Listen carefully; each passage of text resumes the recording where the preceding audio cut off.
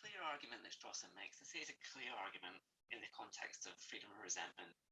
Is a bit of a euphemism. It's, not very clear. Nothing in Strawson's paper is super clear. But he at least suggests a kind of argument here that some have called the argument exculpation. Can't say that word. Apologies. So this argument sort of uses the distinction between excuses and exemptions. This argument, again, as with most things in Strawson, can be compatible. You might find something. So Strawson makes this key claim here. He thinks that excuses and exemptions can't be universalized. Actually, he focuses more on exemptions, but there's no reason why it couldn't be applied to excuses. It's essentially the same point. So he says, it cannot be a consequence of any thesis which is not itself self-contradictory, that abnormality is the universal condition.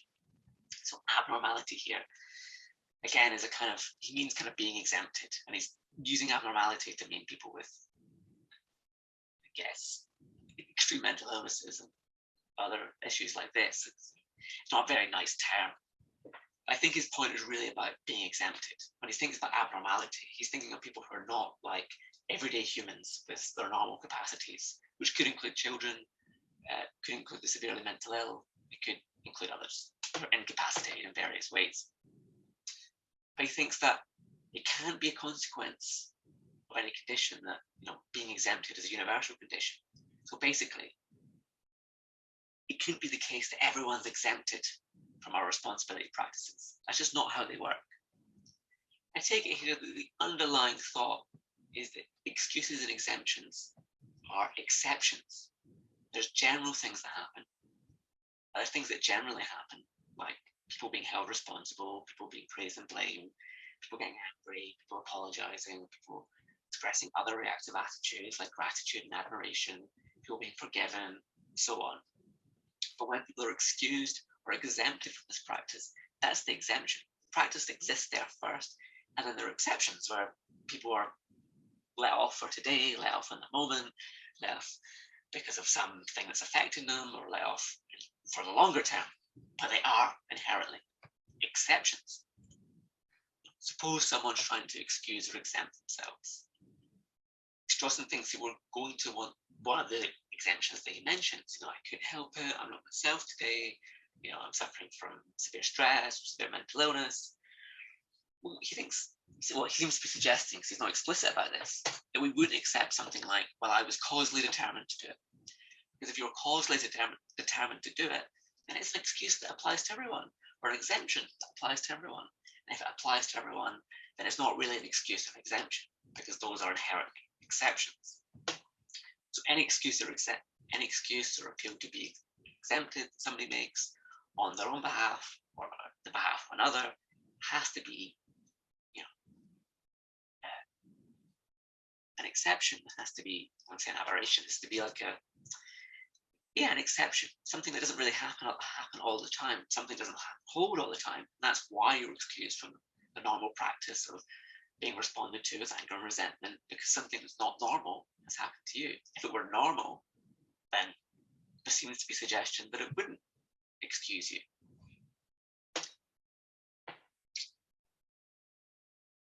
And Strawson here seems to be suggesting that it's just part of our actual practices, the excuses and exemptions.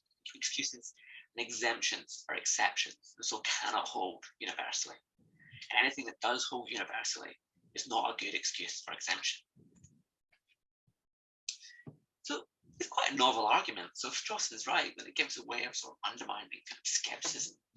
What we do is we give priority to our actual practices, and we say it's part of the actual practice that we hold each other responsible, we engage in negative attitudes, and it's only in certain cases, certain exceptional cases, where we excuse or exempt people from those practices. But one thing you might worry about here is, well, why can't there be some universal excusing or exempting condition? So one thing we'll come back to later on is the reversal thesis. So perhaps this objection can be overcome by thinking of the reversal thesis, or perhaps this is even an objection to that thesis. Consider that later. But Strawson's given us no real reason for thinking that there can't be some universal excusing or exempting condition. Of course, he has given, maybe it's not fair to say that, he has given us some reason. He says it's part of our actual practices.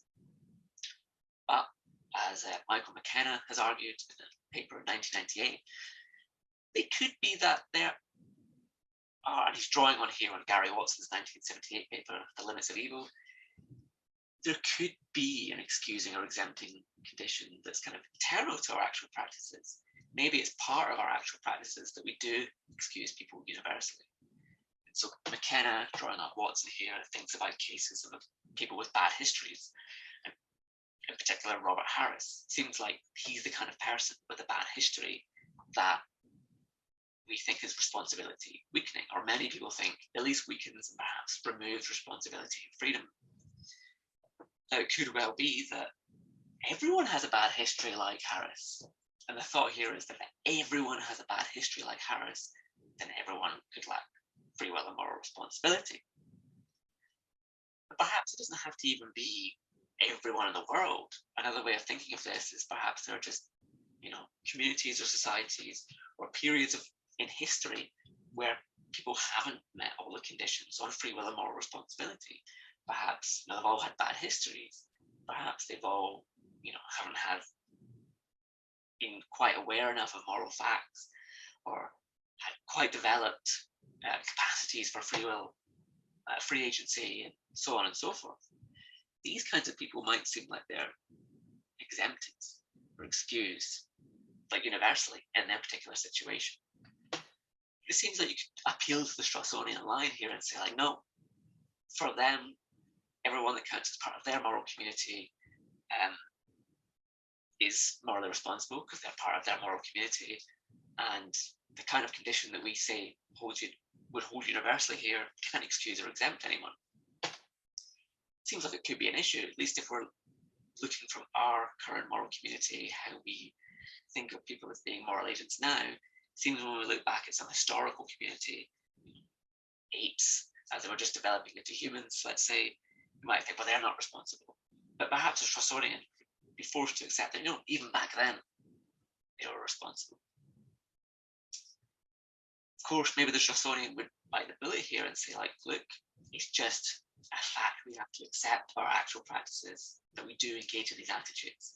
And so anything that even presents itself as universal cannot excuse. Maybe that applies to an agent's history.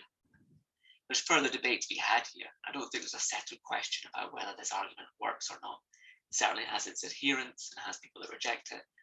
I think more people reject it than like it, but it seems like there's still scope for the Strawsonian to push their novel line here. I want now to look at another distinction that Strawson makes. It's something that's come up implicitly, I think, already in the distinction between excuses and exemptions. I think it's a very important distinction to make, and this is between the objective and the participant attitudes. So Strawson thinks that the people we exempt from the demand for goodwill, people who are subject to exempting conditions, and then are not then subject to the reactive attitudes, are people towards whom we take objective attitudes. So he says to adopt the objective attitude to another human being is to see him perhaps as an object of social policy, as a subject for what, in a wider sense, might be called treatment, as something certainly to be taken account, perhaps precautionary account of, to be managed or handled or cured or trained, perhaps simply avoided. The objective attitude may be emotionally toned in many ways, but not in all ways. It may include repulsion and fear. It may include pity or even love, not all kinds of love. Strawson compares the objective attitude that we might take towards people we exempt to the participant attitude. He says, the objective attitude cannot include the range of reactive feelings and attitudes which belong to involvement or participation with others in interpersonal human relationships. It cannot include resentment, gratitude, forgiveness, anger, or the sorts of love which two adults can sometimes be said to feel reciprocally for each other. If your attitude towards someone is wholly objective, then though you may fight him, you cannot quarrel with him, And though you may talk to him, even negotiate with him, you kind of reason with him, you can almost pretend to quarrel or reason with him. The thought here is there are certain people we just can't really engage with as we engage with normal people. In daily life, we're engaging with friends and family and others. We take the participant attitude towards them. We see them as participants in the moral community, people that we can participate in normal life with. And that involves, being angry with them if they display a will towards us, being angry with them if they don't meet the demand for goodwill towards us, feeling gratitude and admiration for them if they show goodwill or perform exemplary, act in exemplary ways. That is all ways of being a participant with them. But other times, we have to treat people objectively. So just to use a very kind of stereotypical example, we have like a sort of madman who can't be reasoned with. Another madman you would have to treat objectively. You might even engage with the person. You might reason, well, you couldn't reason with them according to Strawson, but you might talk to them and say, look, please don't attack me, you madman. Please, go and get the help you need. This is the kind of person you have to almost, manipulate or treat, as he says, treat as an object of social policy. You can't say, oh, what you're doing is really bad or really upsetting me, because they just won't listen to that kind of reason. So you have to almost treat them as an object, as something to be handled. So when you talk about the objective attitude, he's not thinking about attitudes which are objectively true. It might well be that they're objectively true. The objective attitude is an attitude of a person towards others. But no, here it can be really offensive to treat some people with the objective attitude. So people who you should be getting angry with, maybe it's actually really offensive to sort of go, no, I'm going to sort of stand back and do everything that you do objectively because I've had enough. That could be offensive to the person. Strawson does say that sometimes, due to the strains of involvement, you have to step back from relationships and treat people objectively. I take it the thought here is that there are people that you might be engaged with, very intense relationships, that at a certain point it becomes too much for you. You have to stand back from being angry with them. You just go, look, I can't deal with this anymore. I have to see you objectively and move on. But importantly, Strawson doesn't think that we can sort of continually take the objective attitude. Whilst we might take the objective attitude towards certain people, certain exceptional cases, children, people with severe mental illnesses, like really severe mental illnesses, and others, and then maybe we can take it temporarily with people who we have been in intense relationships with, but we can't take it all the time. We're kind of, as we'll see in the next argument, he thinks that we're just compelled, so we can't really help avoid having these attitudes. So as we've alluded to it, let's go straight into it. So Strawson makes this very bold claim that, look, it's not just the case that we do engage in these reactive attitudes, it's actually the case that we cannot give up those attitudes if we wanted to. It's psychologically impossible.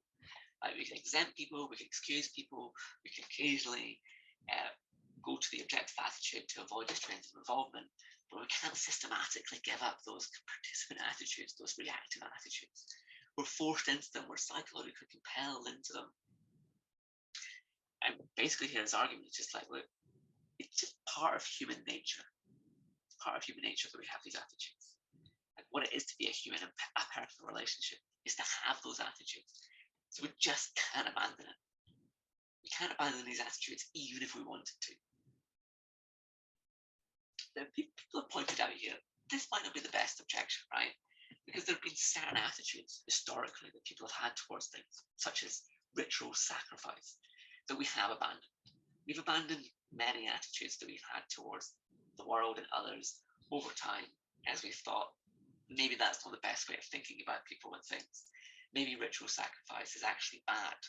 At a certain point, ritual sacrifice was very important in many cultures for social cohesion. We've had the crops have failed, they've had drought, something else has happened. Instead of going to war with each other and doing this, let's just blame the gods and sacrifice a few people to smooth things over, and so we don't kill each other and do all that. We'll sacrifice a few people, a few animals, and then move on, and that'll help social cohesion. So at a certain point, people had these attitudes towards ritual sacrifice, quite common around the world. But nowadays we would think, no, that's clearly abhorrent. We can't just go around like killing people, even if the crops have failed or we've had a drought. We can't just sacrifice human beings. Can't even sacrifice animals. That's just pointlessly killing them. Not very nice. So it's questionable here whether Strawson's right that it's impossible, like psychologically impossible to give up these attitudes. At least seems possible we could give them up because we've given up other attitudes.